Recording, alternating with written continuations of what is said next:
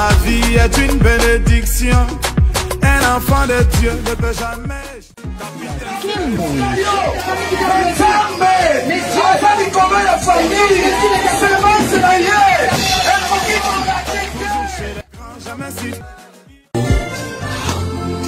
Jésus-Christ gagne toujours. Nous le déclarons ce soir. Nous voulons le déclarer avec force ce soir.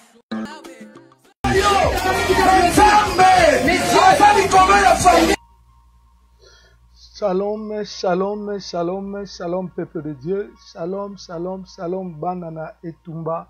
Bilombe, pas nyonso vos bien-aimés, petit bravo, bravo, bravo, bravo Jésus-Christ.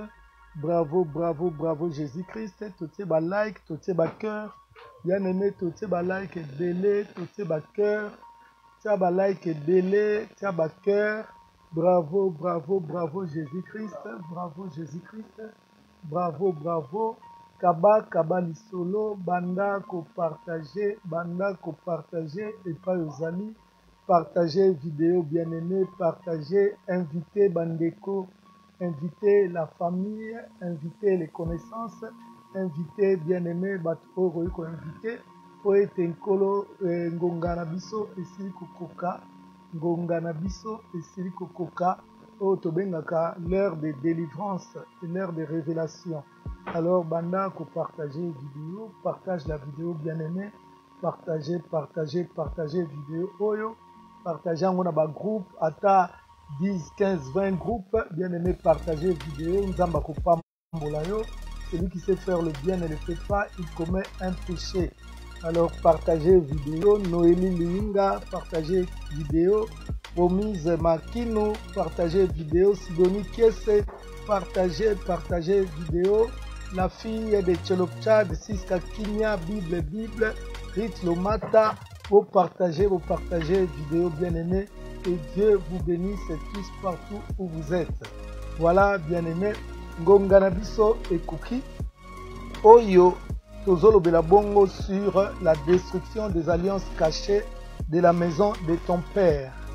La destruction des alliances cachées de la maison de ton père. Alors, bien-aimé, na komeka kosala moi rappel juste muke kaka, na kolobela kaka juste sur les éléments oyo bien-aimé oyo eza ba préalable pour la alliance ancestrale et bakosalema. Les éléments essentiels et nécessaires, bien-aimé, pour qu'une alliance ancestrale puisse s'établir. Ezaka biloko oyo tobengi yango ba préalable. Préalable ezali eloko nyonso ezali nécessaire. Eloko oyo eza na motuya. Eloko soki ezangi bien-aimé moyen alliance esalema ezali te. Bamika mon porte. Eloko oyo soki yango eza te bien-aimé alliance ekoki kosalema te. Biloko wana tobengi yango ba préalable. Alors ba préalable wana tobandaki tolobelaki sur d'abord les sacerdoces. Sacerdoce elingi koloba nini? Sacerdoce elingi koloba simplement bonganga. Donc sacerdoce elingi koloba juste bonganga. Bien-aimé bonganga. Puisque alliance basala yango na banganga. Yango moni musu azokende kosala alliance na ndako nganga epa ya marabout na loge na église pour na église pe pasteur pas nganga mais nganga ya nzambe. Différence eza wana pasteur na église aza nganga ya nzambe. Mais ba musu baza nganga ya satana. Po Yesu yemoko pas alaki nganga. Donc nazo rappeler bino mutu nyonso vraiment bien aimé au partager vidéo. Ce qu'on partager te o se culpabiliser yo moko. Mutu nyonso a partager vidéo oyo. Gisèle Madingani, Mati de Jésus, pour partager Champagne Rite, pour partager vidéo oyo mutu nyonso akota kati na benwana. Parce que moi je n'ai pas le temps bien-aimé, nazana ba moyen pe ya ko partager vidéo te, mais zana ba bien-aimé belé oyo bien-aimé baza dans la nécessité ya kolanda makambu oyo yo na ngai toza bongo koyoka. Alors naza ko yebisa bino déjà ko informer bino que émission ndenge zo le kaboué ezoleka en même temps na Facebook pe en même temps na YouTube. Na radio tozaki mwa kokoso yango wana bien-aimé eza en direct na radio te mais na YouTube eza en direct na Miko Batika TV Micro Batika TV, eza en direct, et puis eza en direct na Facebook. Voilà, bien aimé. Juste une minute, puisque ceux qui vont kangela nga porte, puisque vraiment il y a trop de distractions, s'il vous plaît. Voilà, ok. Alors, bien aimé, Passy, Germain Passy, partagez vidéo, Divine Zola, Sandra, pour partager vidéo, Binonion Sobana na Etumba, partagez-moi la vidéo, Viangor Nzitobe, ma fille Viangor Nzitobe, partagez vidéo. Alors, on a bandé Koloba bien aimé, Tozolo Belabongo sur la destruction des alliances cachées de la maison de ton père. Le loto comina volume 6. To nazo sala rappel moukie juste na place auto soukaki lobby to lobelaki sur le préalable pour une alliance ancestrale. Le préalable pour une alliance ancestrale. Donc makambo esengeli ezala po ete alliance ya bokoko oyeba kozala. Po ete bakoko bayeba kozala ba alliance. Bien aimé, il fallait makambo nazo loba, il fallait yango ezala na liboso. Alors makambo nini wana bien aimé? Puisque pour conclure une alliance ancestrale, il faut d'abord que les sacerdoces existent. Sacerdoces zanini, sacerdoces za oto bengi bongo bonganga. Sacerdoces za o bengi bongo bonganga. Na kati bonganga wana tomona ka banganga nzambe bazali, Yesu yemoko pazalaki nganga nzambe, pe tokomona bien aimé ba nganga, ba féticheur ndenge ngana oto yebi baza ebele. Tomoni pe ba marabout, tomoni pe na ba loge, nyonso wana bien aimé ezali bongo bonganga. Alors il faut nganga azala. Na kopesa bino exemple na ndaku ya ba Gédéon, ezalaki na nganga ya nzambe, nganga oyo alaki nganga ya Madian, donc féticheur, kombo na ezalaki féticheur wana azalaki papa ya Gédéon. Babengi ye prêtre de Madian. Il était prêtre de Madian. Donc nganga ya Madian. Donc azalaki nganga nzambe te. Yango moni hotel wana ezalaki na ndako wana, ezalaki hotel ya nzambe te, ezalaki hotel ya mabe. Donc yango wana nazokebisa bino bien aimé bolandanga malamu. Donc il faut nganga azala. Puisque na kati ya sacerdoce, tokomona même nini hotel ezali. Tokomona hotel ezali. Bien aimé, hotel wana ezali. Hôtel wana, na lobaki lobi, il n'existe pas d'hôtel sans sacrifice. Place hôtel ezali, il faut sacrifice et bakozala. Ce qui sacrifice ezate bien aimé, hôtel et kozala ni le sans effet, hôtel et kozala impact te. Yango monaka même na église, tant que tozo rendre culte et pas nzambe, bien aimé, tozala kana hôtel, place oyo to pesa kanzambe mbeka na biso. Puisque un culte, il y a même dans Facebook, ce qui culte au pasteur est culte. Sans opé sa offrande na yo, bien aimé culte wana eza incomplet, eza malamu te. Alors nazo lingana fungola o malamu o comprendre très très bien makamundenge ezoleka. Donc hôtel ezalaka. Hôtel wana bien aimé esengaka il faut ba sacrifice ezala puisqu'il n'existe pas d'hôtel sans sacrifice. Il faut sacrifice et banakozala. Mais ce qui hôtel ezalaka na sacrifice. Mais sikoyo bien aimé, sacrifice wana yango moka ekovanda na hôtel jamais. Sacrifice wana ezoluka il faut prêtre azala. Prêtre wana bien aimé o tobengi nganga, il faut azala po yende mutu bien aimé akoyeba kozwa mbeka po ayeba kotia yango na hôtel. Yende mutu akoyeba kozwa mbeka. Donc nyonso tosalaka Allegra s'il te plaît veille surtout ça me dérange. Bien aimé, Nazala Koloba, na hôtel, il faut sacrifice ezala. Mais sacrifice, il faut prêtre azala. Oya ko prendre soin na hôtel, oya bana kozwa mbeka, pe aye bakotia kango na hôtel. Yangwana okomona bien aimé, na ba hôtel ndenge tozana yango, il faut prêtre azala, prêtre wana bien aimé, yende mutu akoyeba kosala makambo nyonso. Okomona na kopesa bino exemple. Abraham alingaki azala ye moko prêtre, ye moko mwana na yende sacrifice. Yango moni Abraham tanga akendeki po akende ko bonzela nzambe mwana na ye Isaac, bien aimé atiaki ye na hôtel. Isaac batiaki ye na hôtel. batie na hôtel bien aimé place balingaki bakata ye kingo mpona kobonzela ye epai na Nzambe. Donc hôtel oyo ezanga mbeka bien aimé eza hôtel oyo eza na effet te eza na impact te. Hôtel esengeli eza na mbeka hôtel esengeli ezala na mbeka pe soki mbeka eza malamu Nzambe akosepela nango mingi. Donc il faut oyeba eloko nini oyo oza kotia na hôtel. Yango komona bien aimé mutu tanga zokende na ndako ya nganga eloko nini oyo ezosalema bien aimé eloko ezosalema ke mutu wana amemaka mbeka na ye. Mbeka wana bien aimé ekoki kozala mabota ekoki kozala libala ya bana na ye ake kotiango na hôtel. Ekoki kozala santé ya bana na ye atiango na hôtel. Ekoki kozala vie ya badescendant na ye atiango na hôtel.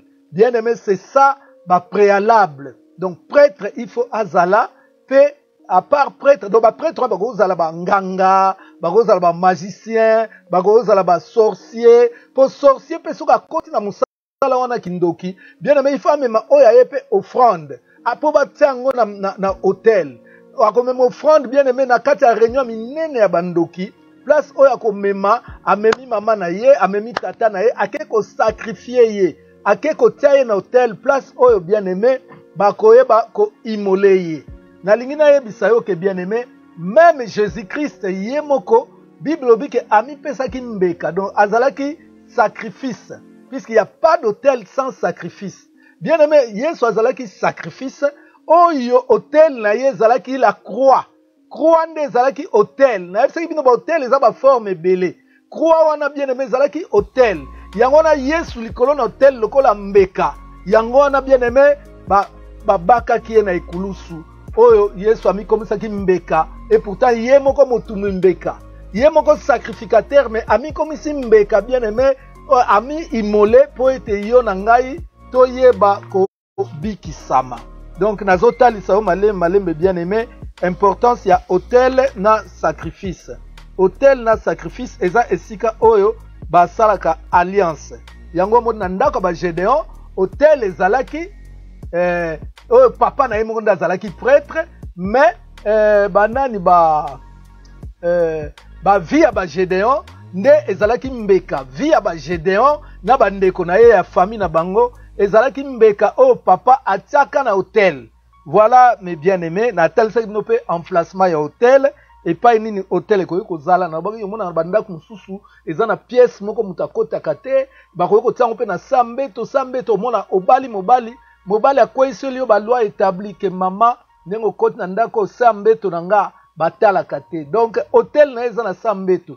Hôtel ekozala mpe na salon omona kwe moko batia biloko moko mystique defo omona batia mwa bougie omona batia ba photo ya bana nyonso omona bien aimé keba biloko na mingi eza ba hôtel. Donc voilà.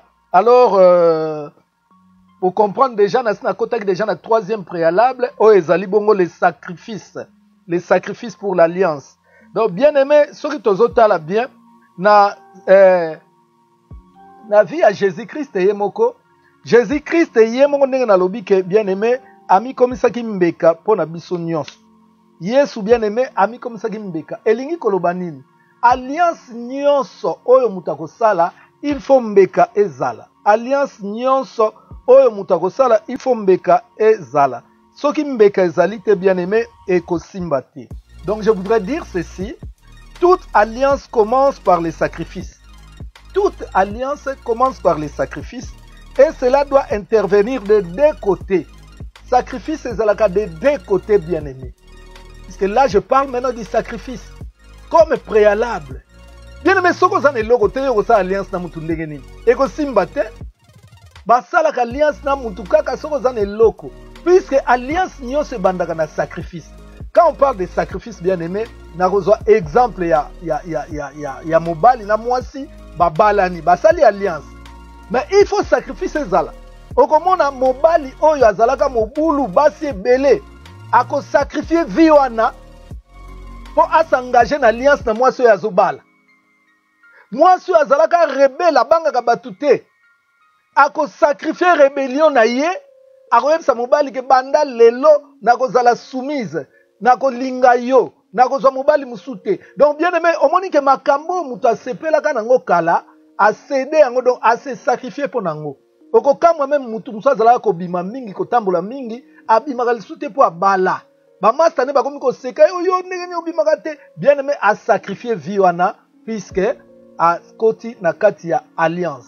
Donc il y a trois choses au bourreau qu'on noter, hein, kati ya ba préalable, bourreau qu'on noter trois choses bien aimé, quatre choses. Les sacerdoces, komela ngai mwana mayele, komela ngai babiloko ko ko noter, o komali bosso, les préalables pour une alliance ancestrale.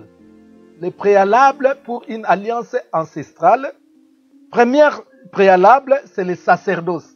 Il faut que les sacerdoces existent. Donc, il faut nganga azala. Na sacerdoce, on ne pas le besoin belé bien aimé. Puisque na sacerdoce, na lobaki batu, puisque Satan a émoga ponaka batu na ye. Batu belé bien aimé, Satan a pona bango, pour ba exercer sacerdoce na kati ba famille na bango. Puisque Satan a aligné contrôler ba famille. Satan a aligné régner na ba famille. Mais ako régner ndenge nini soki ye, azana ba prêtre te. Yangwana apona batu, batu musu même avant babota ma Satan a sa pona ki bango. Que moi na tel, mukola ko bota ma ye mutu agoya ko zwa règne na famille oy. Mususu baboti na bango bapona ka bango boy. Mama yom to kotikala, mama ya famille te. Jamais. Bible zolo ba désir ya mutu nyonso il fait se tourner vers Nzambe. Rôle ya mutu nyonso ezali ko lakisa libota na Nzambe. Et non ko prendre famille en charge. Non. Tu peux aider la famille à se développer, mais tu ne deviens pas esclave de la famille. Et loko sengeli toye ba yango wana. Mais très souvent bien aimé toye ba makambo te, yango ezonyo ko la biso, ezonyo ko la ba vina biso, bien aimé tozozwa place ya Nzambe, or que Nzambe azal jaloux alinga mutu azwa place na yete.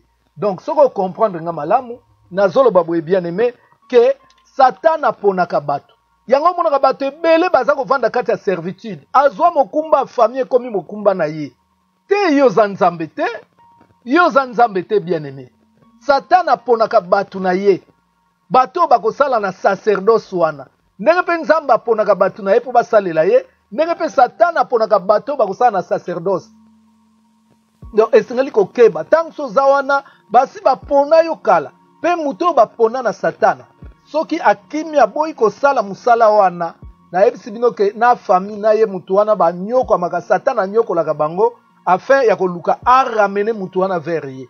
Donc préalable à liboso eza sacerdoce. Deuxième préalable eza hôtel na talisi bino hôtel eza place oyo nganga Nzambe to nganga Satana ayaka kotumba mbeka. Po hôtel ezalaka jamais sans sacrifice.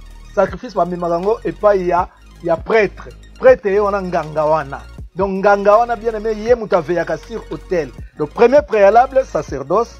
Deuxième préalable c'est l'autel. Troisième préalable bien aimé, troisième préalable, les alliés emplacement il y a hôtel. Ba hôtel muso ezana kati ba ndaku, na ba chambre, na ba toilette. Toilette koute alaka hôtel moko propice, lié moko propice. Donc, troisième préalable, l'emplacement de l'hôtel. Tozomona ba mvunzi, tozomona ba chinois, bien aimé na ba magasin na bango, okomona moi eke kwa buda moko ezalaka wana, batiaka ba chulai, batiaka ba bitabe, batiaka ba pomme, batiaka ba fruits. Donc comprendre que batumbaka mbeka place wana, yango moni ke batu bakendeke mingi na ba magasin wana. Et puis quatrième donc emplacement mususu eza ba maison fétichère wana na lobaki. Quatrième préalable ezali les sacrifices pour l'alliance. Les sacrifices pour les sacrifices de l'alliance. Donc tozana sacerdoce, tozana hôtel, tozana emplacement de l'hôtel. Quatrièmement, tozana sacrifice pour l'alliance. Sacrifice pour l'alliance. Donc voilà les quatre préalables bien-aimés. Oyo et Sengel Nabiso. Mais à part les quatre là, il y a d'autres. On a Zobaksa Lilo. On a Zobakisa. Mais par rapport, il y a alliance bien-aimée. Il y a sacrifice. Tozana Mukanda, il y a Psaume chapitre 50, verset 5. Comment rapidement yo écrivain. Psaume chapitre 50, verset 5. Psaume chapitre 50, verset 5. Psaume chapitre 50, verset 5. Kuna ba komini ni bien-aimé. Yoka, awa Nzambe azoloba.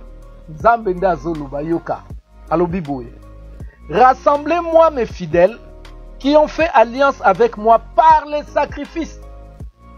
Rassemblez-moi mes fidèles qui ont fait alliance avec moi par les sacrifices. Là, c'est Dieu qui parle, bien-aimé. Nzamba zoloba, bon memelanga bo sangisela ngai bana nanga to bandimi nanga. Oyo basali alliance na ngai na nzela ya sacrifice. Na nzela ya sacrifice, bien-aimé. Donc Nzambe nde azoloba. Version musu elobi boye. Kaka ya verset wana, version musu elobi boye. Rassemblez devant moi mes fidèles, mes amis fidèles, ceux qui ont fait une alliance avec moi en offrant un sacrifice. En offrant un sacrifice.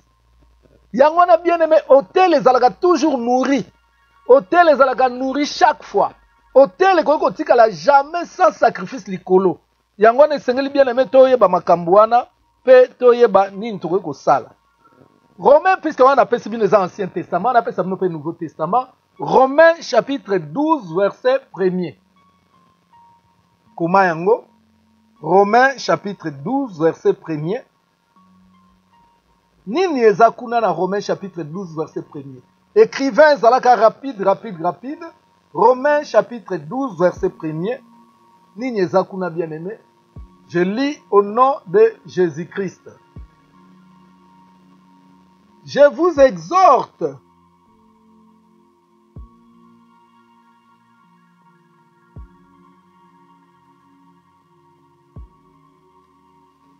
Romains 12, verset 1er, je lis au nom de Jésus-Christ. Je vous exhorte donc, frères, par la compassion de Dieu, à offrir vos corps comme un sacrifice vivant, saint, agréable à Dieu, ce qui sera de votre part un culte agréable. Donc, Nzamba zo exhorté biso bien-aimé, sacrifice na biso yango wana. Yako kaba nzoto na biso, yako kaba vi na biso. Yango zomona bien-aimé Nzambe, biso to pesi ye vi na biso, ye apesi biso bonheur, ye apesi biso vie éternelle. Donc, nalobaki ke bien-aimé sacrifice ezalaka de deux côtés. Yango zomona epa ya Nzambe, Nzamba apesi sacrifice na ye o ezali vie éternelle, o ezali protection, o ezali libala, o ezali mabota, o ezali misolo, o ezali santé. Nzamba azopesa biso yango, o pe ezali protection. Mais biso de notre part, ndenge Romain lobi, que biso pe to pesa bomoi na biso comme sacrifice moko agréable pa ina Nzambe. Yango na mona bato ebele depuis akoma ko sambela. Vina ya kabango pa ina Nzambe. Sala ke suma kamundenga zali ko sala kalate. C'est un sacrifice bien aimé. Sinon que ça la rappelle facilité. Ya solo le Nzambe penza aza malam. Nzambe aza malam. Donc na 1 Jean chapitre 3 verset 16.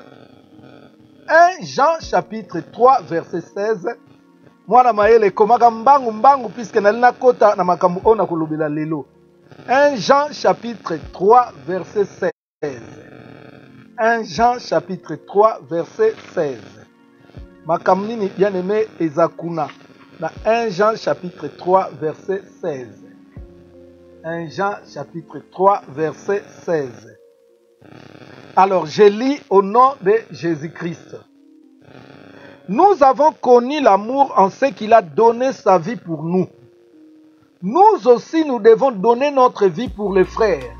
Ozoyoka bien aimé, que Christ a pesa qui vit na epa na biso, biso peto pesa vie na biso. Donc bien aimé, zalaka donnant.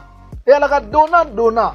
Soko kei na ndako nganga bien aimé, nganga ko promettre na ko pesa yo mbongo, na ko pesa yo succès. Nakopesa yo gloire.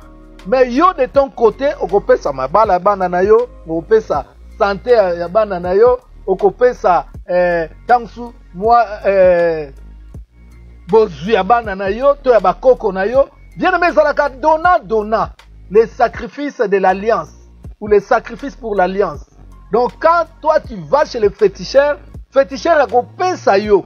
Mais yo poko pesa, il ne pense jamais pas féticheur au roi et loko ya ofele. Même pas un Nzambe, tozwa ka ofele te. Bien aimé, il faut faire des sacrifices. Kindumbo mesanaka nango otiki yango. Kimoyibi oyo ezalaka vi na yo otiki yango. Masanga oyo mesanaka nango otiki yango. Songi oyo mesanaka nango otiki yango. kotika yango bien aimé ezalaka mda sacrifice ezalaka facilité. Yo moko ozalaka moto asongisongi oyebi makambo nazoloba, yo moko ozalaka na kindumba oyebi makambo nazoloba, ke ezalaka facilité ozotika yango bien aimé eza sacrifice mpo na Nzambe. Donc voilà. Alors tokoloba nini?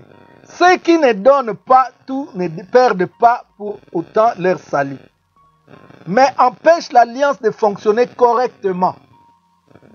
Ils empêchent l'alliance de fonctionner correctement, bien aimé. Voilà. Oyo makambo tolobaki lobi na ngana sala mise au point na yango. Tokoti na makambo ya lelo.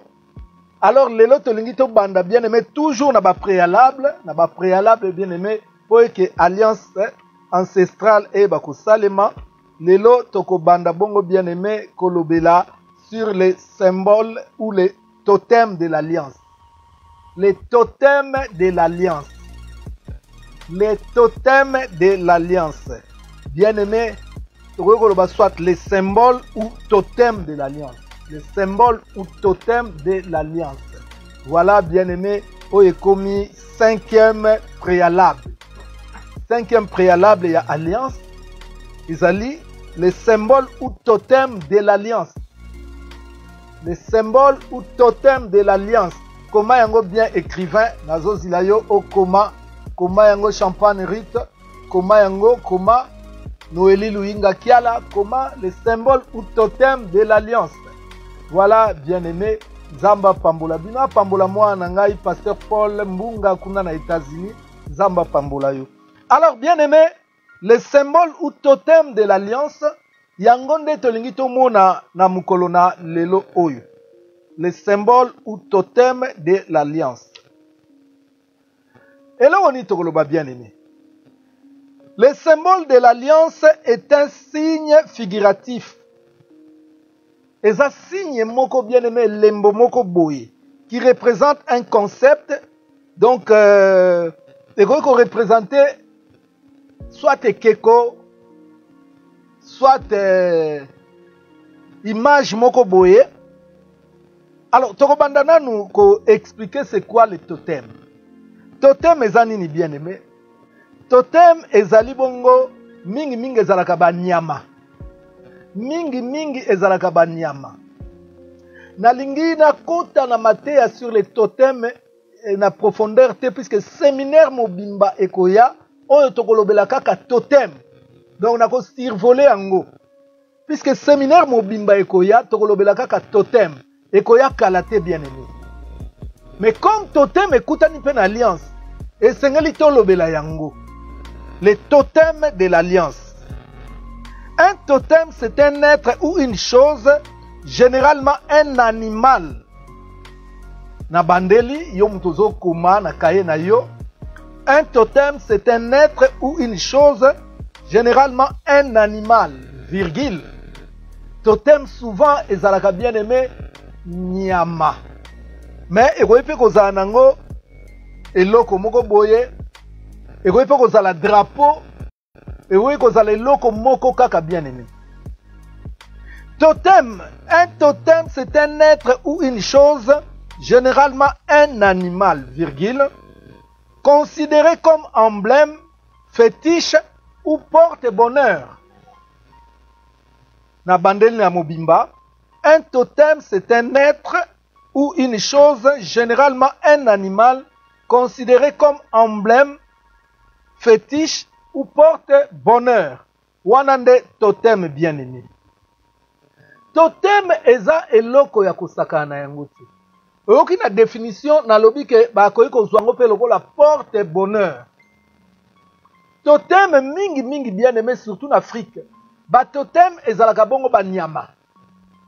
Ekoyi kozala mboloko, ekoyi kozala lion, ekoyi kozala léopard, ekoyi kozala aigle, ekoyi kozala éléphant, ekoyi kozala serpent, ekoyi kozala tortue, ekoyi kozala makambo ebele bien aimé oyo tobengi totem.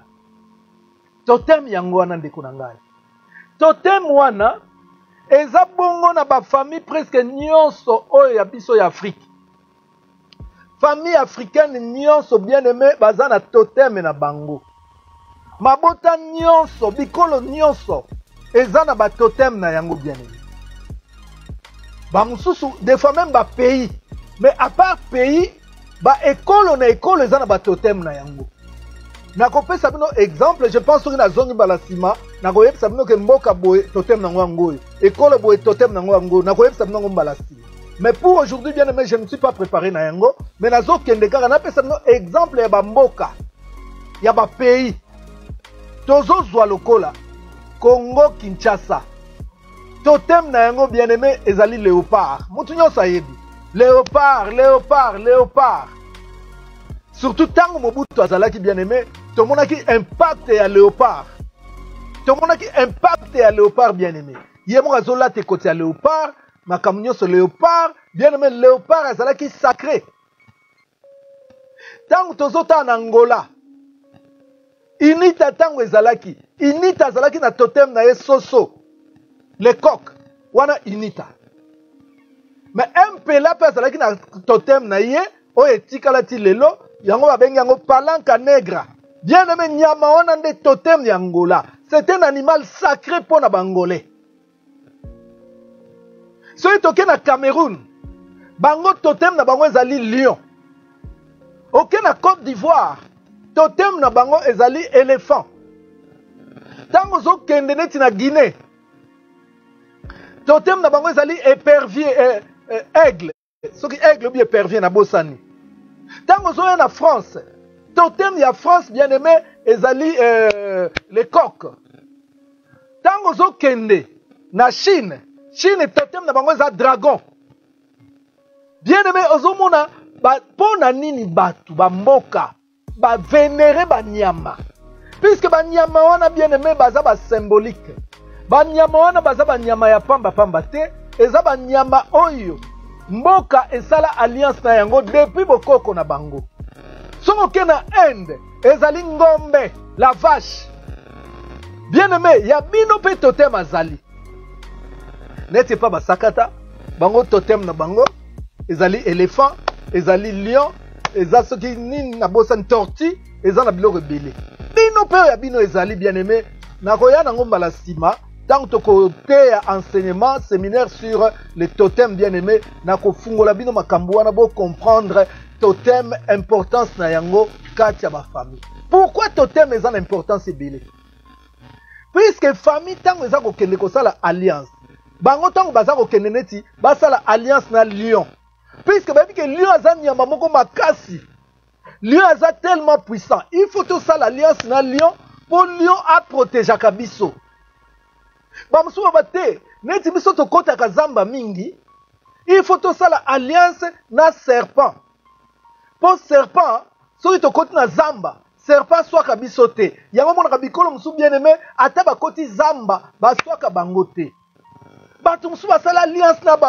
bangando crocodile basala alliance na crocodile pourquoi comme baza bapêcheur balingi ke crocodile ayedaka bango mpona kokanga bambisi ebele bien aimé baalliance wana yango etikala na mabota na biso kino lelo oyo baalliance wana yango ezosala mosala bien aimé yango omoni place oyo bikila eya place oyo bikila ekita bien aimé bikila na kati ya bafamille ke famille oyo baliaka nyama boye te puisque mingi banyama wana baza batotem oyo bango basala alliance donc bakoki bien aimé balobaka na français les loups ne se mangent pas entre eux.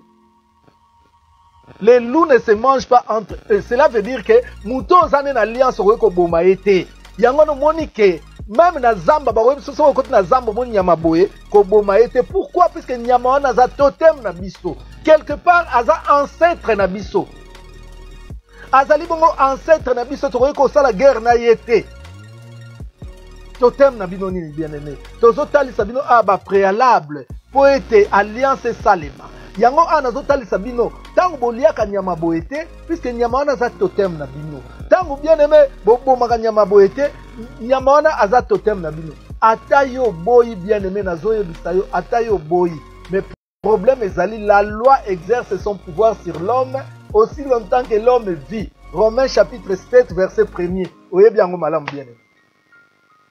Quel est votre totem? Totem ya libota na bino eza nini? Bien aimé, totem eza ba préalable po alliance ezala. Po alliance okoki kosala ngo yo moko te. Bien aimé, banyama wana ba symboliser pouvoir. Na Égypte pe totem na bango ezali serpent. Yango komona pharaon azalaki toujours na emblème ya serpent awa. Ya bino totem ezani. Soko tali bien aimé. Mobutu totem na biso ezalaki léopard. Tango Kabila ye. Kabila lobi makambo nyonso Mobutu foto longolango. Ale Kabila ye kotia Simba. Simba ezali lion. Bien aimé tango batie Simba. Makambo nyonso ezo marché te. Batie lion. Makambo ezo marché te. Bakomaki obligé bazongela léopard.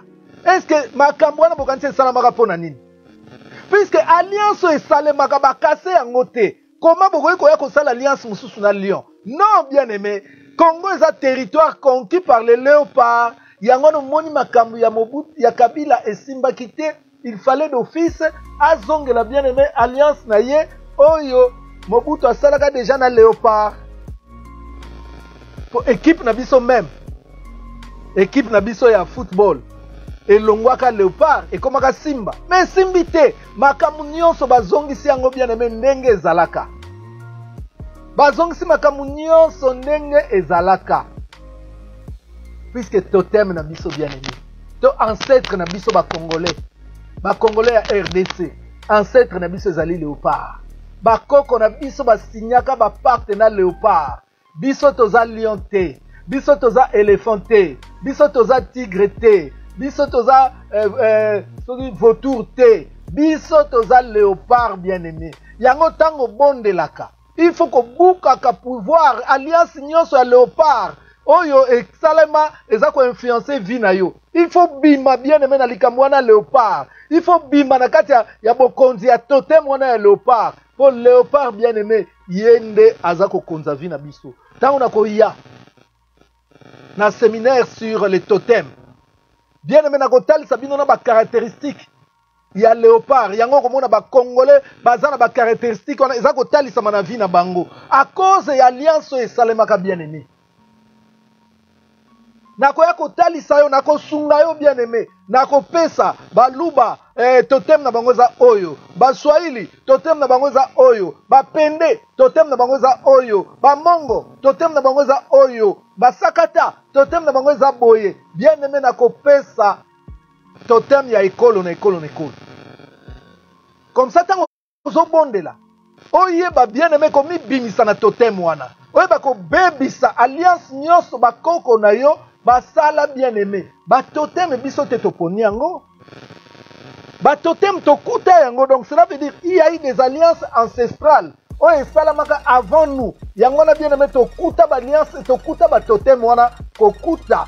Yango moni Kabila ye alongolango esimbi te. Po eza makambo evandi ba génération na ba génération na ba génération. Soki asola ngaka longolango, il fallait qu'il associe les hommes de Dieu. To briser puissance nyonso a totem ya léopard na mboka na biso.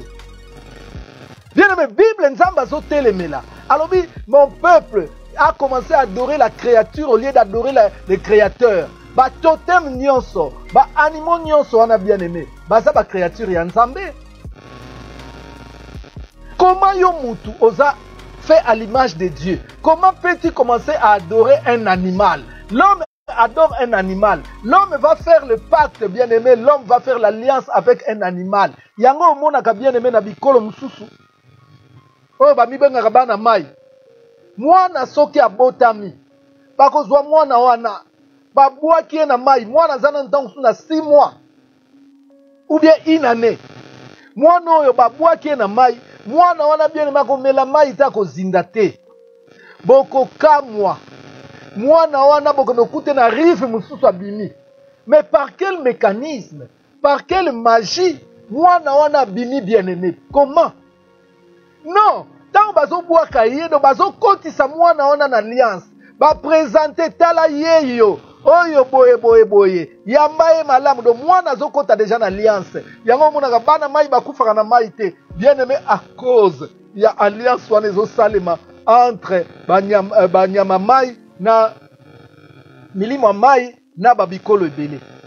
Bamuso ezalaka na zamba bakozwa mwana azana no muke batiki na zamba mwana ye moko. Bien aimé tango bakoya kokuta mwana bakuti mwana vandi azoseka azosakana mais et pourtant zamba wana eza na banyama mabe bien aimé eza juste bazodédicace mwana bazokotisa mwana alliance na banyama wana zamba banyama baprotege ye yango wana milimo ya zamba bien aimé mingi basala na bango alliance milimo ya mai milimo ya mipepe milimo ya cimetière donc esengeli na biso kokeba mpo makambo oyo eza bien aimé blague te eza bavie ya bato mobimba eza kozala détruite yango ozomona toza koresir te yango ozomona toza na pasi yango ozomona toza na pasi bien aimé okomona mwana ndenge lisolo moko nayokaki mwana na village batiki mwana papa ke zamba mama azosala bilanga de côté mais bien aimé à un moment mama ya boye amona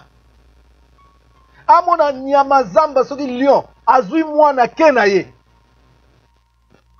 mama mitungisi mwana ke bien aimé tango papa auti zamba ye papa abi problème eza te akozonga na ye kaka bien aimé ba 19 heures bayoka na nsima ndako mwana azolela baya batala mwana boye mwana santé ya bien bazwi mwana bake na ye me mwana wana bakendeki na ye wapi bien aimé nayebi si yo mokili eza na makambo batoteme bien aimé yango nde eza kodirige bamboka pourquoi bamboka ebele natangeli yo awa bien aimé mpo eza bamboka ebele baza na batoteme ya banyama pourquoi donc comprenez simplement que batotem eyaka par rapport ya ba alliance oyo ba ancêtre na biso basala donc bino totem na mine ezalaka nini oyebi même pas eza grave alors bien aimé wana yalaki 5e préalable siko 6e préalable tokolobela yango les sceaux d'alliance marque les sceaux ou marque d'alliance komela ngango mbangu mwana mayele les sceaux ou le marque d'alliance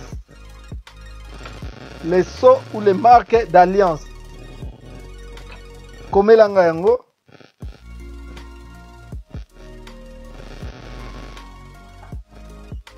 ba alliance bien aimé etalisamaka mpe na baso to na bamarke etalisamaka mpe na baso to na bamarke yango okomona famille mobimba babotamaka to moto abotami na bamarke moko boye na nzoto na ye okomona mpe ntango mosusu bandeko nde ndenge moko ntango mosusu mama na ye mpe ndenge moko bien aimé ce sont les sceaux les marques d'alliance nakoexplike bino yango tout à l'heure bien aimé les sceaux ou marques d'alliance nazozila o mwana mayele okoma po to continuer to persévérer makambo akoloba eza ebele. Un sceau satanique est une marque physique ou spirituelle mise sur le corps d'une personne volontairement pour les rendre reconnaissables. Wana tobandi ko expliquer na bandeli. Un sceau satanique est une marque physique. Donc, awa so wana tozoloba bien aimé, eza marque physique, comme peut cause à la spirituelle. Mais awa tozoloba la mingi physique bien aimé. Spirituel eza biloko tomonaka na lobaki yango déjà que famille wana babalaka te, famille wana ba divorcaka kaka, famille wana babotaka te, famille wana bazalaka na maladie moko, famille wana makambo ezalaka boye. Donc wana bien aimé eza bilembo eza pe ba marque. Donc Satan a marqué bino ndenge wana eza ba marque spirituelle. O physique mo mona te mais okomona bilembo na yango na kati ya mabota. Mais sikona ngina lobela les sceaux comme marque physique. Les sceaux comme marque physique. Alors on a définir en bout. Un sceau satanique est une marque physique mise sur le corps d'une personne volontairement. Un sceau satanique est une marque physique mise sur le corps d'une personne volontairement pour les rendre reconnaissables. Pour les rendre reconnaissables. So ezali marque physique bien aimé. Oyo bazotia na nzoto ya mutu, batiango volontairement pour rendre mutuana reconnaissable. Monde à ténèbres aïba ko identifier kaye. Monde à ténèbres aïba ko repérer kaye. Place nous ça okende ba mona facilement. Nebo mona ba marka ka ba bête ba nyama. Bien aimé, kuna pe na monde wana na ba alliance makambo wana ezali. Baïba ke oyo asa kota na alliance na biso. Yango ba marka ka batu bien aimé. Tolobi, un sceau satanique est une marque physique mise sur le corps d'une personne volontairement pour les rendre reconnaissables en indiquant la propriété. En indiquant la propriété. Elle peut également se définir comme une catégorie de traces. Donc, ekoko zalape neti trace moko boye.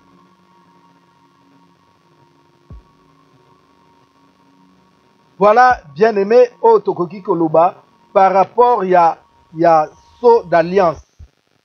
Sceau d'alliance.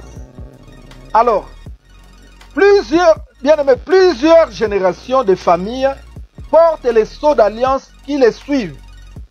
Au moins, tache de beauté, grain de beauté. Bien aimé, Zabiloko et Zalarape, sceau d'alliance. Donc, Essengelito Keba na yango bien aimé. Voici quelques exemples dans la Bible. Tobandakotala na Bible. Tobandakotala na Bible bien aimé. Tozui Mukanda Genèse chapitre 17 verset 11. Genèse chapitre 17 verset 11. Total les sceaux d'alliance. Genèse chapitre 17 verset 11. Genèse chapitre 17 verset 11. Tozole belamo ba sceau d'alliance. Ba famille belé bien aimé okomona maman na bango azalaki na tâche wana, yepe azalaki na tâche wana, ndeko na bango pe azalaki na tâche ekoki kozala marquage satanique bien aimé oyo oye na ona mokili po ba repéraka yo place nyonso puisque ozamu toso kota na alliance na bango. Alors siko tolingi totanga Genèse chapitre 17 verset 11.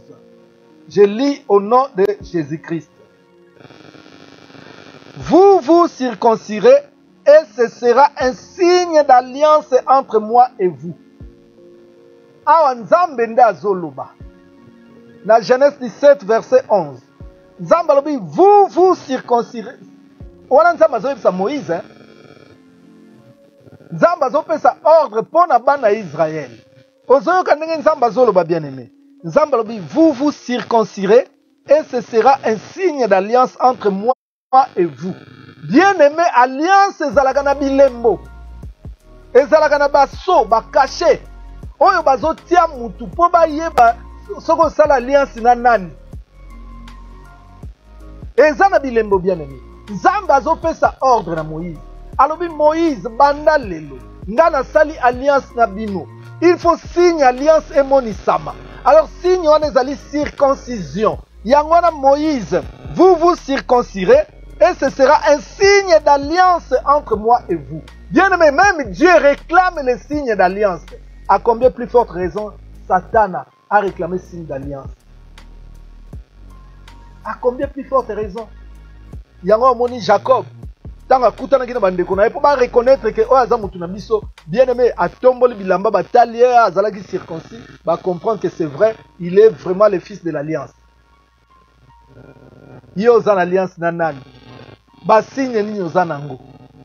Ba signe nini eza na nzoto na yo? Ba signe spirituel yango lezo monisa ma célibat, maladie, pauvreté, limitation d'âge, ceci cela. Mais ba signe bien aimé physique tozotuna nini ezalaka na nzoto na yo? Est-ce que boyebi ke Nzambe yenda alukaki Moïse? Moïse alukaka Nzambe te, Nzambe nda alukaka Moïse. Pe Nzambe aprometaki Moïse que yo Moïse ozokende kokotisa peuple oyo na terre promise. Mais bien aimé Bible lobi na nzela balingi bakende. Bien aimé Nzambe atomboki alingi aboma Moïse. Nayebi soko yebi histoire wana. Que Nzambe alingaki aboma Moïse. Soki mutu ayebi na pesi devoir, pourquoi Nzambe alingaki aboma Moïse? Répondre nga bien aimé. Na pesi yo devoir natala soki penza bon Nzambe ngo yebi yango malamu. Pourquoi Nzambe alingaki aboma Moïse tango akotambola na ye pa kende kobimisa peuple na ye na Égypte? Bible lobi ke nzambe alingaka boma Moïse. Yango na exprès na pesi verset te pour retricher. Yo moko soko yebi. Babi nzambe alinga boma Moïse. Mwasi na Sephora telemi. Bien aimé nani ayebi likamwana. Pourquoi nzambe alingaka boma Moïse? Nazozi la réponse na yo. Motuna etunami. Nzambe alingaka boma Moïse na nzela. Sephora a intervenaki yango na Moïse azwaki vie sauve. Pourquoi nzambe alingaki aboma Moïse? Nazozila yo opesa ngai eyani. Voilà bien aimé. Nzambe batambolaka na ye kaka ndenge wana te. Voilà fille de Tchelopchad. Obimi la première, que Dieu te bénisse. Voilà. Mais au répondre bien tes filles de Tchelopchad.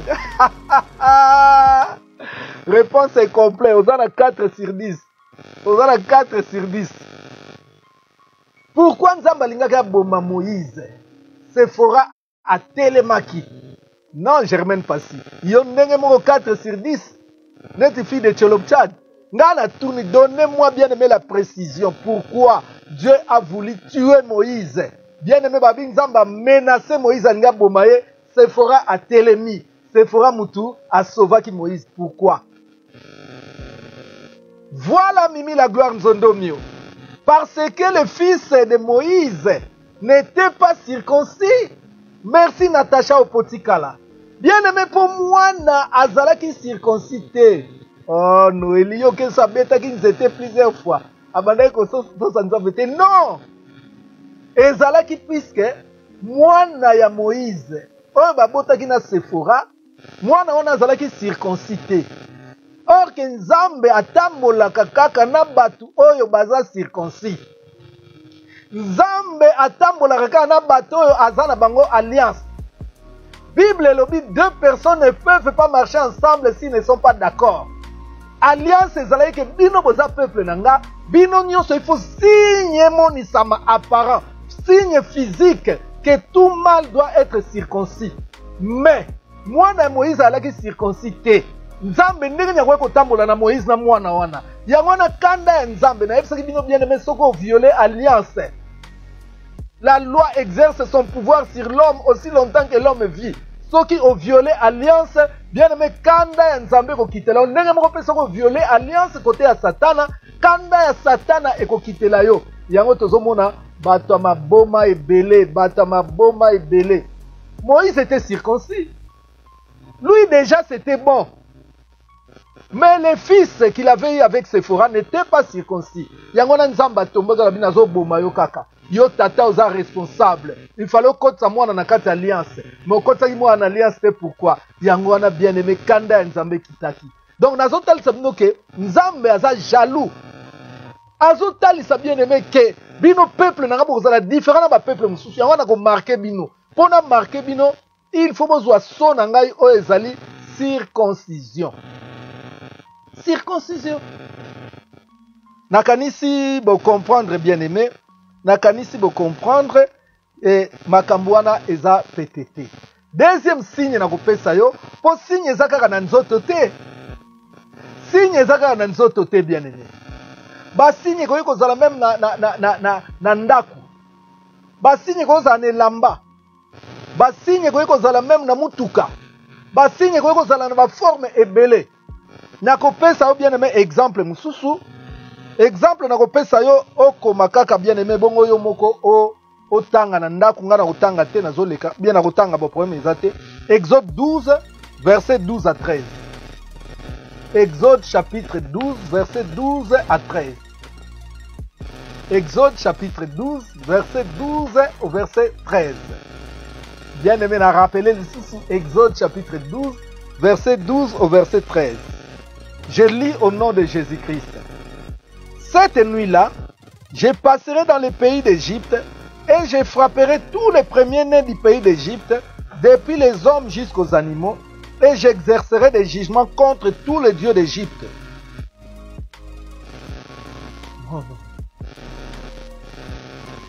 Je suis l'Éternel.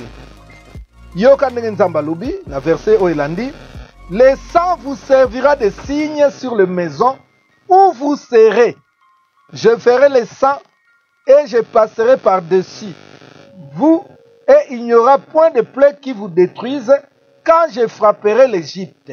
Voilà, bien-aimé, Oyo ezalaki, signe d'alliance. Alliance Nzamba salaki na Israël. Ezalaki symbolisé par le sang. Alliance wana bien-aimé talisamaki na nzela ya makila. Yango wana tangu Nzamba lingaka frapper Égypte. Alobi bino bozokaka makila botia na balento na bino. Tangu ngana koleka, soki namoni sang, sang ezo symboliser alliance. Na ko frapper bino te. Mais ndako ekozanga makila. Donc c'est ndako wana eza na alliance te, na ko frapper ba premier né na yango. Bien-aimé, ndenge pe to monaki ndenge pe salemaki. Donc le sang là symbolisait, bien-aimé, le signe de l'alliance. Le sang était symbolique. Makila wana bien-aimé zalaki pamba te. Tokoki pe kotanga lisusu Luc 22 verset 20.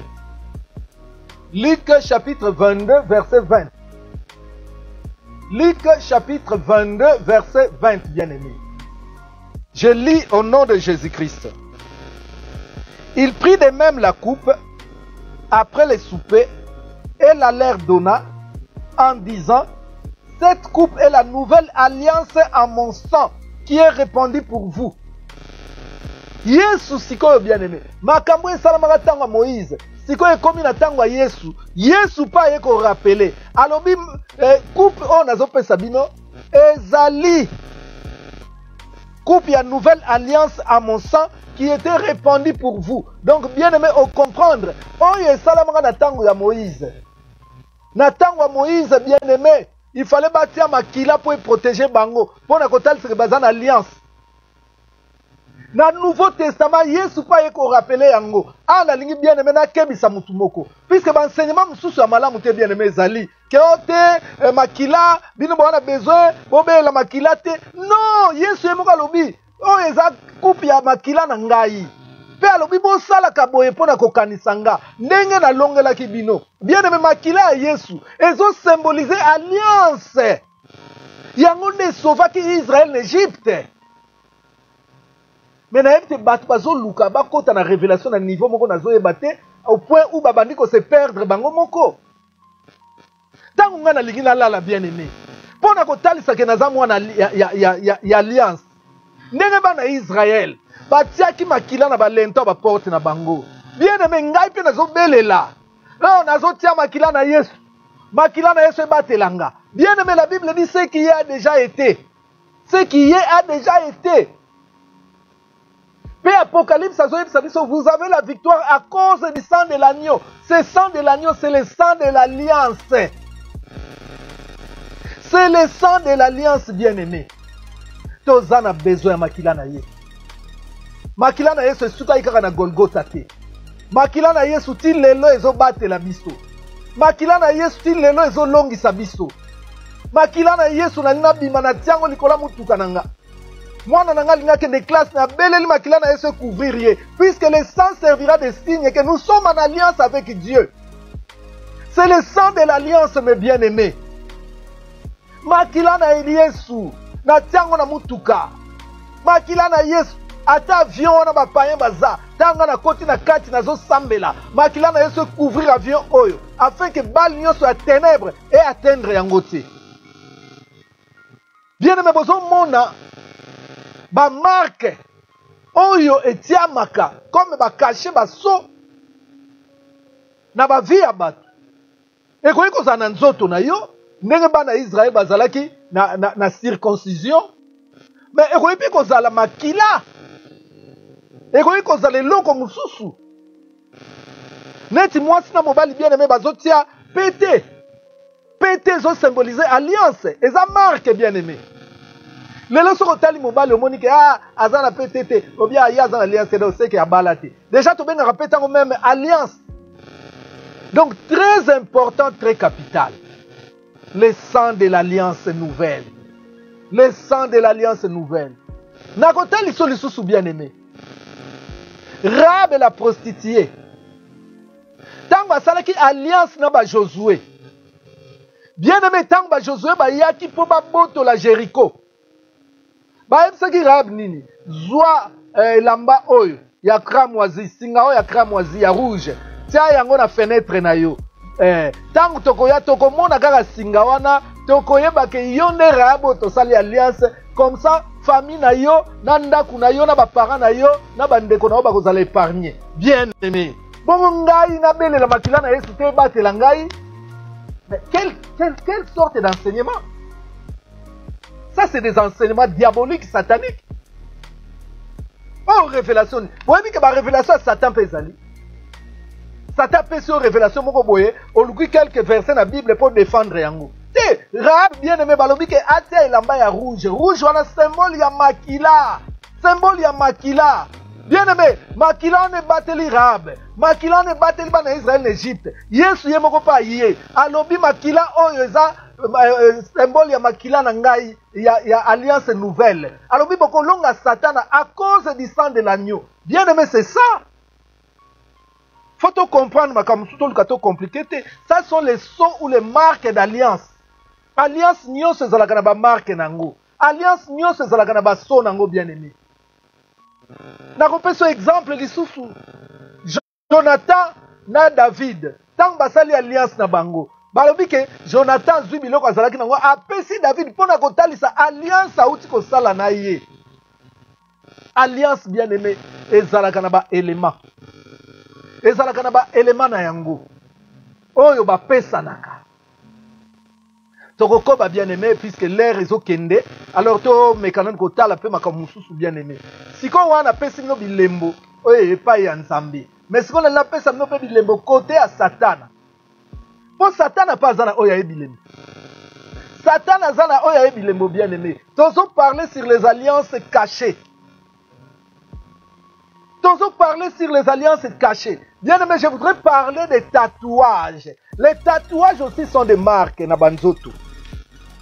Tatouage eza ba marque na banzoto bien aimé. Tatouage bandi le loté. Ba jeune oh bazolanda, peut-être bazo comme ça tatouage bandi na bango bazolo ba c'est à la mode. Mais bien aimé, mode bandi na binoté. Ce qui y a déjà été. Oh yozo mona lelo esi esalema. Bien aimé, tatouage banda kala. Ba maman na biso na village. Okomona bazo dessiner bango ne longi. Ah ba dessiner penza ba dessiner. Ah pe ba dessiner ah ba dessiner. Soko tali ba maman théâtre mususu bataka biloko wa. Tatouage bien aimé ezali ba marque na nzoto. Ba écriture na nzoto. Bikolo presque nyonso ya Afrique sans exception bien aimé. Bazalaki na ba tatouage na bango. Bazalaki ko koma na nzoto biso bien aimé tatouage to akosala ngo na mbuma liboto. Na mbuma liboto tozo koma na nzoto bien aimé. C'était des marques, c'était des tatouages. Donc, Seigneur n'a biso kokeba bien aimé. Tatouage et bandi le loté, tatoué banda kala et banda kala. Ba maman est belé, ba dessina. Maman msuku soko tali ozo comme maman a bébé sin zoto boepo nani. Or tangu na bango soko tiendenge wana kutu danser ba père tout bazo landa. Donc ezalaka ndenge wana bien aimé. Mais que nous dit la Bible maintenant? Même la coutume, zebola. On a ba tatouage. Alors, que nous dit la Bible? Que nous dit la Bible? Que nous dit la Bible, bien aimé? Total non ni Bible lobby. Nous avons dans Lévitique chapitre 19. Lévitique chapitre 19, verset 28. Lévitique 19, verset 28.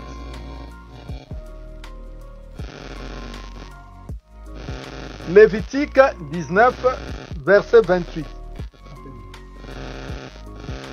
Lévitique 19, verset 28.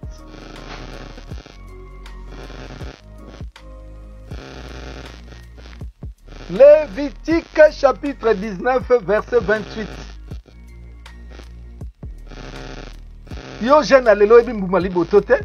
Mbuma liboto. Yango etaka tatou ya bien. Elongwaka te. Tika libela.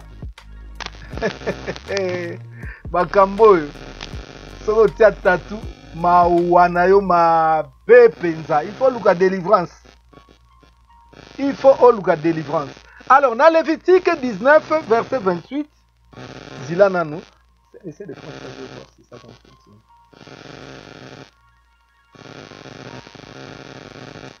Non, non.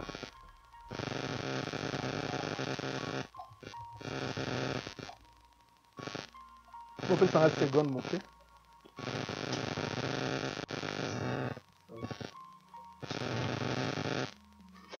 Ok. Lévitique 19, verset 28. Je lis au nom de Jésus-Christ. Vous ne ferez point d'incision dans votre chair pour un mort et vous n'imprimerez point de figure sur vous. Je suis l'Éternel. Bien-aimé Nzamba Lobinini, vous n'imprimerez point de figure sur vous. Ça, ce n'est pas l'ainsi dit Mikobachika. Ça, c'est l'ainsi dit l'Éternel. Nzamba Lobi, vous ne ferez point d'incision dans votre chair. Et vous n'imprimerez point de figure sur vous. Et puis à signer en gros, je suis l'Éternel. Tant que mon Nzamba Lobi dit Kambu, Malobi, je suis l'Éternel. Donc cela veut dire qu'il a insisté à signer en gros. Donc c'est une ordonnance. Bah loi Nzamba ce qu'il a dit commandement. Ça c'est une loi de Dieu. C'est une loi de Dieu. Vous ne ferez point d'incision dans votre chair et vous n'imprimerez point de figure sur vous. Je suis l'Éternel. Donc, Zamba Zotal Tabiso ke Azali Zambe. Tokoki kokoma na nzoto te. Tokoki kokoma na nzoto te. Tokoko sala ba dessin na nzoto te. Po nzoto oyo eza temple na ye. Mukolo temple aboyi. Nanya kondima libanda ya lopangu na ye. Bakoma makambo ebele. Nanya kondima yango. Nanya kondima bata ba graffiti liboso lopangu na ye. Bata ba dessin banini. Nanya kondima yango. Mutu moko te bien aimé. Soki yoza temple ya Nzambe. Donc cela veut dire Nzambe avandi kuna na kati. Mais nzoto na yo eza lokola clôture na ye. Alingi te okoma. Bien aimé. To respecter même Nzambe. To respecter Nzambe. To respecter Nzambe. Alobi boko imprimer biloko te na banzoto na bino. Po banzoto na bino ezali temple na ngai.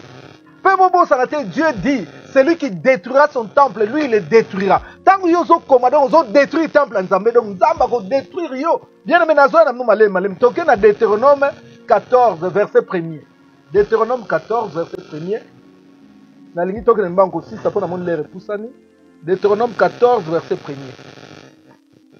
Na Deutéronome 14 verset 1er, nini ekomami kuna bien aimé, yoka oyo Nzamba zoloba. Vous êtes les enfants de l'Éternel, votre Dieu. Vous ne vous ferez point d'incision et vous ne ferez point de place chauve entre les yeux pour un mort. Bien-aimé, Nzamba zozongisa alobi, vous êtes les enfants de l'Éternel, votre Dieu. Donc Dieu nous rappelle que nous sommes ses enfants. Il nous rappelle, bien-aimé, que nous sommes ses enfants. Il dit, vous êtes les enfants de l'Éternel, votre Dieu. Vous ne vous ferez point d'incision. Donc, tu vois que ça là incision te na nzoto. Mais tant que ça là tatouage. Bien aimé bazo ça là ngona batonga. Bazo ça là ngona batonga bien aimé makila ezo bima. Tatouage bien aimé ezali incision. Alors pour la kosuki ça toke na Exode 24. Exode chapitre 24 verset 4. Exode 24 verset 4. Ninye komami kuna. Exode 24 verset 4.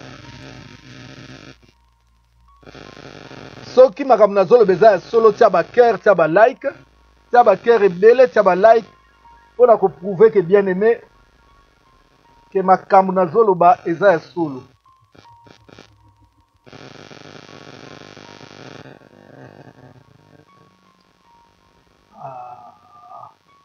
Eza ya ngota Exode.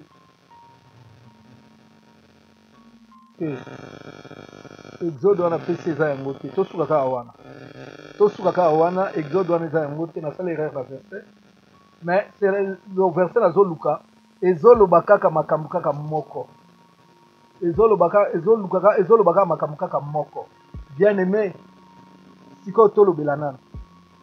Tango ba circoncision pardon. Tango ba tatouage ezosale. Na ba tatouage wana nini tozomona bien aimé. Tozomona nini na ba tatouage. na tatouage bien aimé tozomona baza ko imprimer ba totem mutu aza ko imprimer lion mutu aza ko imprimer léopard mutu aza ko imprimer tortue mutu aza ko imprimer sanza. Donc cela veut dire bien aimé batu bazokota en alliance satanique avec le diable des fois sans le savoir. Bango bazokota na kati alliance sans le savoir. Bien aimé bamusu bazo imprimer mami wata. Tango yo imprimer mami wata bien aimé. Tango yo imprimer mami wata automatiquement molimo mai azomona ke tala mutu na biso ye wana. Tala mutu na biso ye wana. Donc mbala moko azoko identifier au bien aimé. Po nzambe pas identifier ka oya ye na bilembo bien aimé. Oya yo tango yo imprimer. O imprimer tango susu dragon. Bien aimé Satan azomona mbala moko tala mutu nanga. Po dragon eza Satan ye moko. Serpent o imprimer serpent.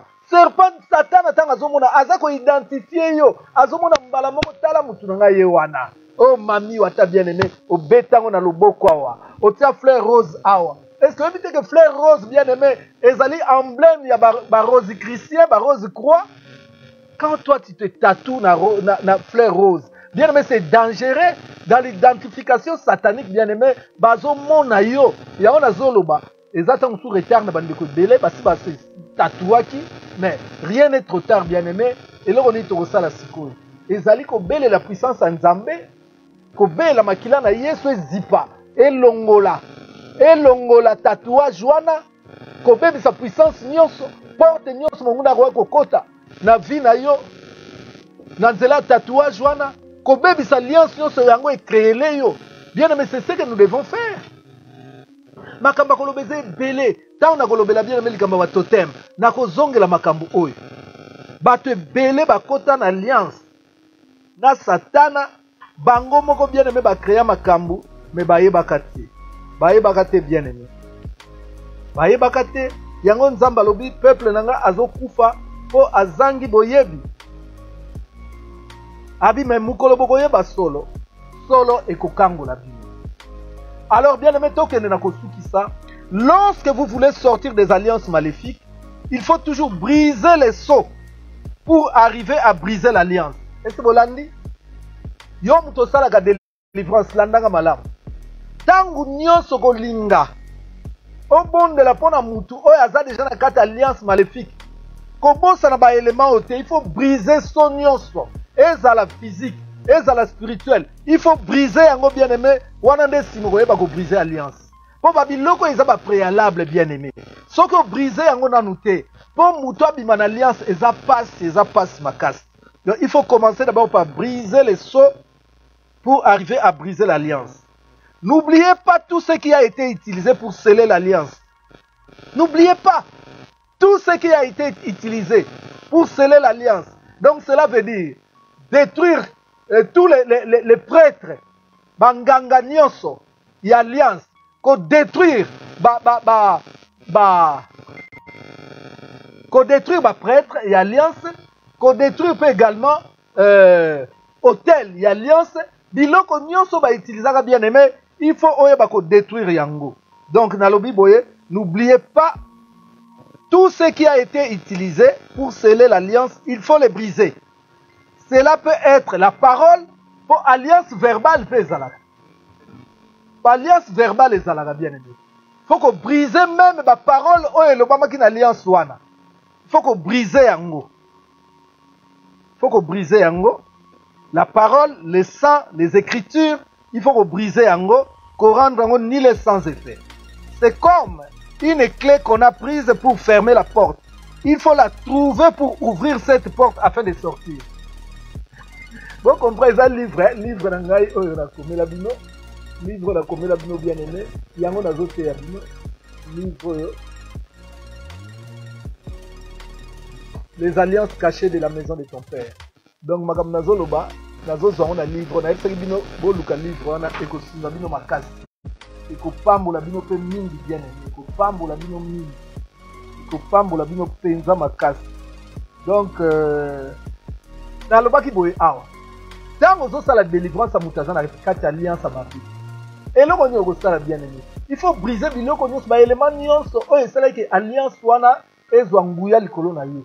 Donc cela veut dire eza lokola fungola yo lingo fungola porte mais po bima la porte wana fo luka nani fungola eza wapi ntango kozwa fungola okofungola porte mbala moko okoti te obimi facilement donc ndenge moko soki otrouve babiloko oyo odétruire biloko oyo mbala moko alliance ezesu na makasi te bien aimé okobima facilement batoteme nyonso ya bafamille ekobeba nango facilement bien aimé toteme yango ate ezalaki nzoku ate ezalaki lion ate ezalaki ngando ate ezalaki serpent ate ezalaki escargot ate ezalaki aigle ate ezalaki nyonso bien aimé léopard guépard makaku bien aimé okobrise yango facilement élément wana bien aimé.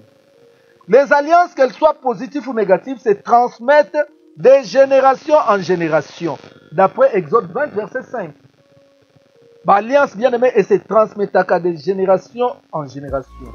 Généralement, les conséquences des alliances maléfiques sont renouvelées chaque année au travers des fêtes familiales, par les cérémonies traditionnelles ou pendant les fêtes annuelles. Bien aimé, alliance mingi ezalaka renouvelée. Au moment où fête à bonne année, tu fêter la famille.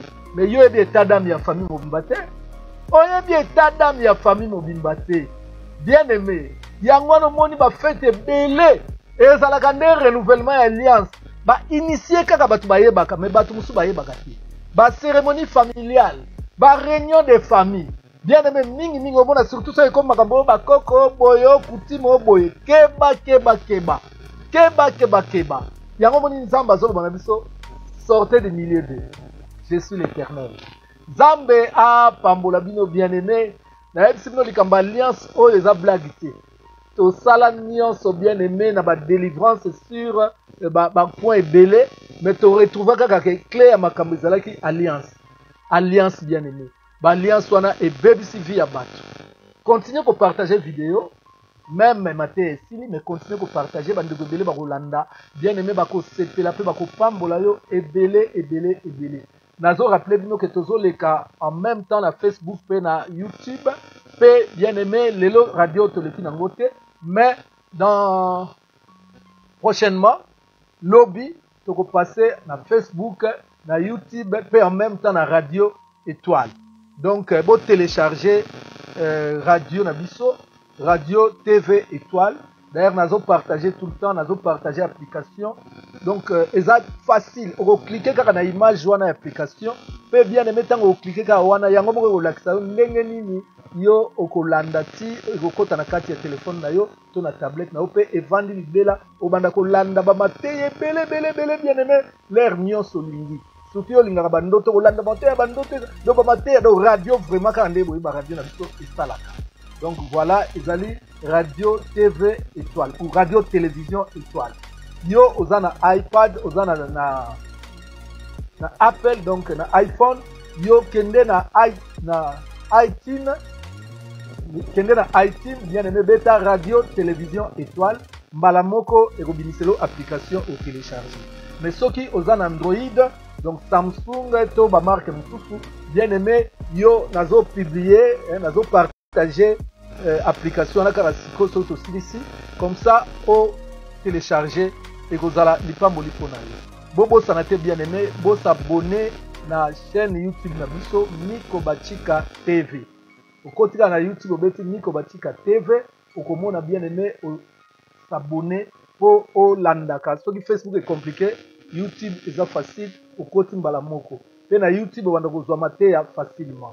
Et puis, bo sanate bo s'abonner pe lisusu bien aimé, bo s'abonner lisusu na page na biso Facebook, na page na biso Facebook ezali Miko Bachika Ministry.